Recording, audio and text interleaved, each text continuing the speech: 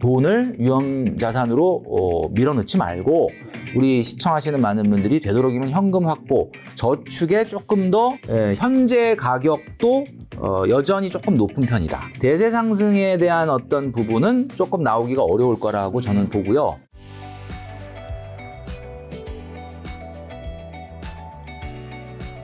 자, 돈을 모으기 위해서는 정말 또 현금 보유가 굉장히 좀 중요한 것 중 하나일 텐데 네.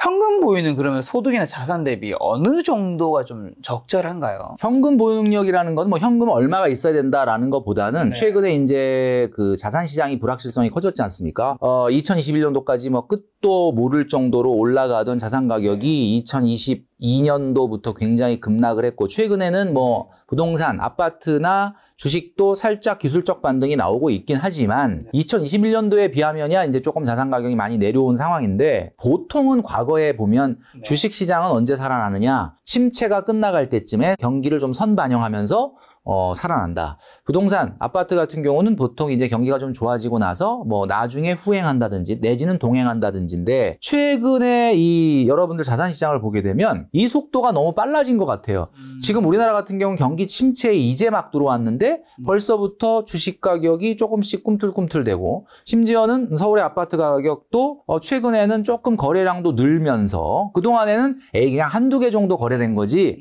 거래량이 안 따라오니까 아직 대세 상승은 아니야 라고 얘기했었는데 최근에 보면은 이제 서울 같은 경우 월간으로 4,000건이 넘어가면서 이게 조금 뭐지? 라고 하는 생각이 들 정도로 사실은 자산 가격이 조금씩 움직이고 있거든요. 이게 뭐냐면 금리가 여전히 높아요, 시장이. 그리고 아직 금리 인하의 시그널이 나오지도 않았는데 시장은 미리 1년 후, 2년 후를 먼저 반영을 하고 있다. 이 얘기는 무슨 얘기냐면 자산 시장은 굉장히 과거에 비해서는 투기적 성향이 강해졌다. 그러니까 우리가 이 투기적 성향이라는 게 뭐냐면 스페큘레이션 사이컬러지라고 그러죠. 이게 투기적 심리라고도 볼 수 있지만 사실은 뭐냐면 이 우리 마음속에 있는 뚝딱 심리예요. 뚝딱 심리. 뭔가 이렇게 단시간 내에 뭔가 뚝딱 해버리고 싶은 심리? 이게 우리나라 사람들이 지난 2008년 이후에 너무 낮은 금리로 오랜 기간 오다 보니까 우리 마음속에 이 투기적 성향이 강해졌다. 심지어는 금리를 이렇게 높게 올렸는데도 불구하고 아니야 이건 꿈일 거야. 아니야 이거는 곧 꿈 깨면 이 현실은 다시 금리 낮아질 거야. 그리고 조금만 기다리면 다시 그 낮은 금리가 올 거야. 자꾸 계속 이런 식으로 반응을 하고 있다라고 밖에는 안 보여지거든요. 그래서 특히 이제 미국의 이 주식 시장에 대한 그랜섬 얼마 전에 그 경고도 있었고 그리고 우리나라도 뭐 금융 불안 문제가 최근에 좀 있었어요. 그리고 아직 이게 해결된 건 아닙니다. 올해 이제 하반기에 상당히 만기들이 좀 많이 돌아온다고 되어 있기 때문에 과연 우리나라가 어떤 새로운 차원의 위기가 없이 올해 연착륙을 할 수가 있을 거냐. 그래서 지금은 불확실성이 너무 증대되어 있는 자산 시장에 금융 불안 문제까지 있으니까 되도록이면 의미 있는 돈을 위험 자산으로 밀어넣지 말고 우리 시청하시는 많은 분들이 되도록이면 현금 확보, 저축에 조금 더 전념을 하자라는 차원에서 말씀드린 거고요. 뭐 언제까지나 계속 현금만 갖고 있으면 당연히 안 되겠죠. 그래서 제가 개인적으로 생각할 때는 올해 하반기까지는 경기가 확실하게 경착륙이 아닌 연착륙을 확인하는 때까지는 뭔가 저축이나 현금 확보에 집중해야 되는 게 맞지 않을까라는 생각을 말씀드리는 겁니다. 예. 자, 그러면 올해 하반기 이제 뭐 한 5개월 정도 남았는데 주식이랑 부동산 시장 좀 어떻게 좀 보세요? 최근에 이제 좀 전에 말씀드렸던 것처럼 아파트 거래량이 월 4,000건에 육박을 하면서 이제 뭔가 좀 살아난 거 아니냐, 이제 하락은 멈춘 거 아니냐. 대부분의 이제 유튜브에서 이야기하는 더 추가적인 하락, 또 추세 하락, 또 뭐 이런 것들은 얘기들을 많이 이제 우리가 했었는데 거래량까지 요즘은 조금 따라주면서 이게 진짜 상승하는 거 아니냐 이런 얘기가 있는데 저는 개인적으로 어떻게 생각하냐면 자산 가격이라는 거를 너무 좀 어렵게 생각하면 한없이 어렵지만 쉽게 생각하면 쉬운 게 2020년, 21년도에 왜 올라갔느냐 라고 하면 그때는 사실은 코로나 때문에 경기가 상승하고 이제 2021년도가 여러분 경기가 상승이었거든요. 하락이 아니었어요. 그 당시에는 뭐 코로나 때문에 자영업자들 어렵다고는 했지만 사실 전체적인 그 성장률은 4.1%가 나왔고 2021년도가 경기가 상승하던 시기였단 말이에요.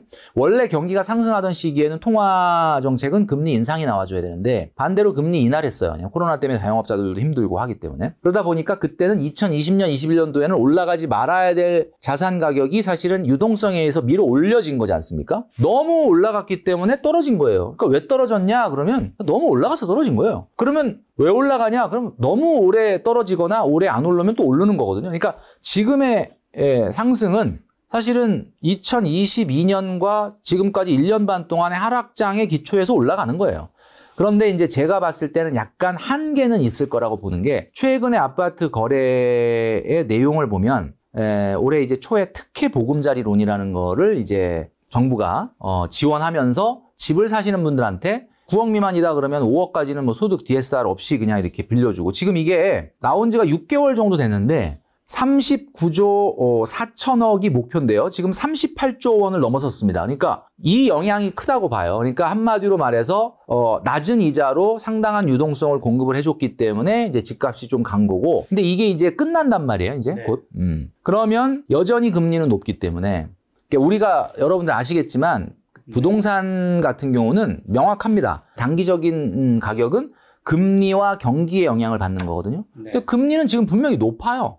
네. 그리고 경기도 아직까지는 지금 하락 국면, 이제 침체의 초입이기 때문에 그리고 이런 것에 영향을 받기 때문에 지금 오를 이유는 사실은 없거든요. 그렇기 때문에 아주 실수요자들 위주로 가격이 떨어졌을 때 그 매물을 받아내려고 하는데 뭐 특혜 보금자리론까지 있었기 때문에 지금 올라간 거고 여기서 거래량이 더 붙어서 이제 9월, 10월 본격적인 이사철에 가격을 밀어 올릴 거다라고 보지는 않습니다. 저는. 그래서 이게 뭐 하방 경직성은 좀 탄탄해진 거는 맞는 것 같아요. 뭐 이것이 지금의 가격대에서 더 막 하락한다라는 거는 멈췄다고 저는 보지만 지금 뭐 많은 이제 전문가들이 뭐 어떻게 보면은 그 기술적 반등으로 보고 있는 네.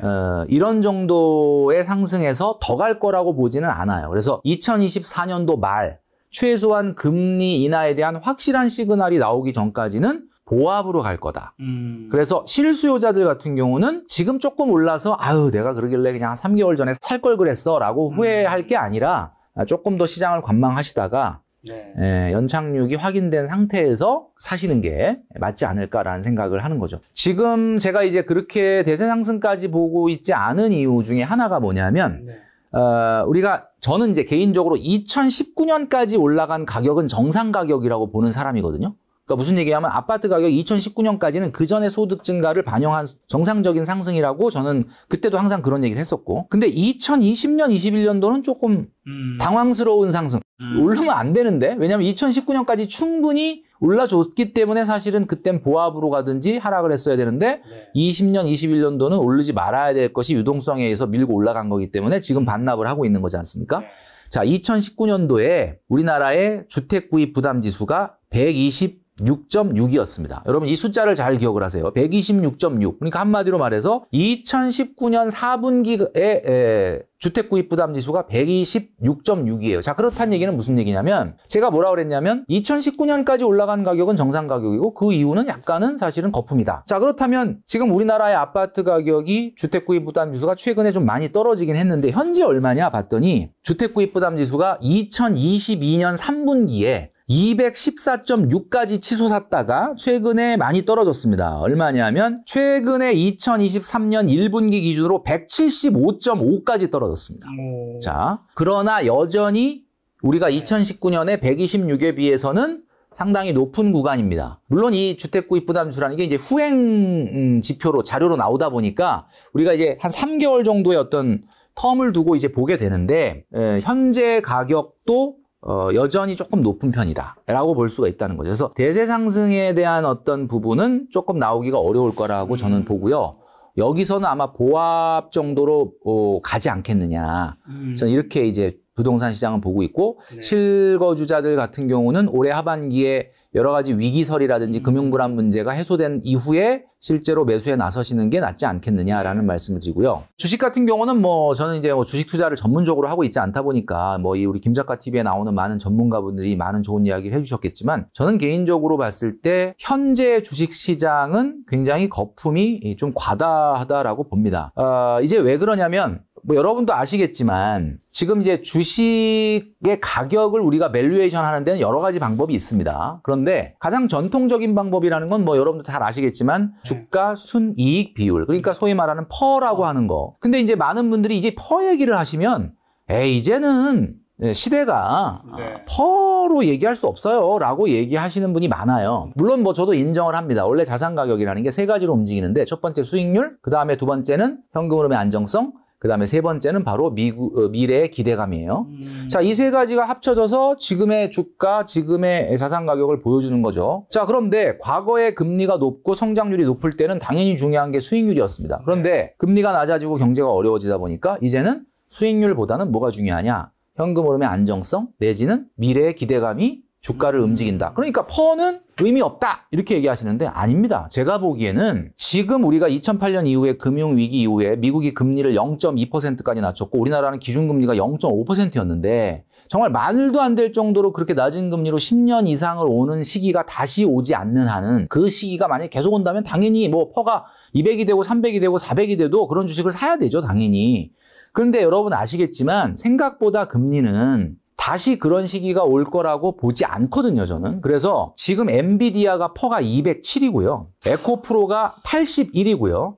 테슬라가 72인데 이것도 최근에 좀 낮아진 게 이래요. 여러분 한번 생각을 해보십시오. 퍼라는 것이 과거보다 그렇게 중요한 지표가 아니라라는 거는 맞지만 여러분 생각해 보세요. 한 주가 1년에 벌어들이는 영업 순이익을 207년치를 모아야 지금 주가 원금이 된다. 이게 말이 되느냐? 말이 안 되는 건 여러분도 알죠. 근데 말이 안 되는 건 알지만 그럼에도 불구하고 오르니까 그거에 올라타시겠다라는 거잖아요.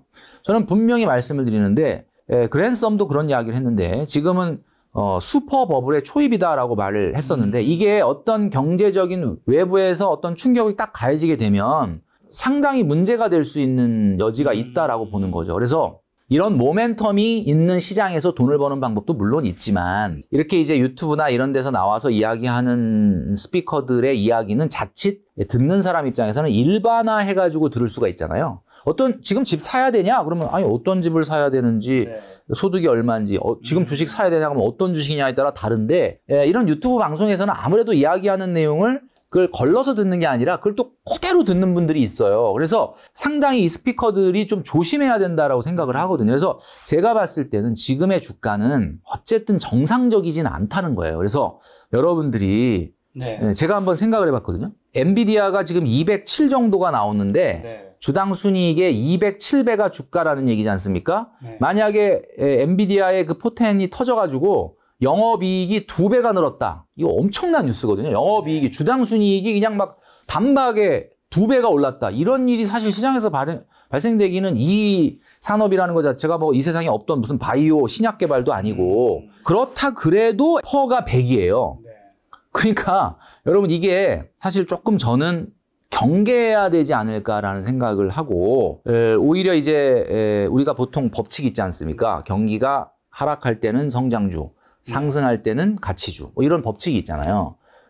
오히려 저는 경기 침체가 좀 무르익어서 경기가 다시 회복 국면으로 들어갈 때 오히려 이런 성장주가 아닌 가치주를 조금 더 눈여겨보는 게 낫지 않겠느냐. 그게 오히려 뭐 먹는 거는 좀 덜 먹을 수 있을지 모르지만 주식 투자를 하시는 분들한테는 새로운 어떤 가치주에 조금 더 지금 시기는 조금 이를 수는 있겠지만 저는 이제 그런 말씀을 좀 드리고 싶다라는 거죠. 제가 주식에 전문적으로 이제 어떤 그런 조언을 많이 하는 스타일이 아니다 보니까 제 개인적인 생각이라는 점을 먼저 말씀드리면서 그 정도 말씀을 드릴 수 있을 것 같습니다. 좀 비싼 감이 있다. 네.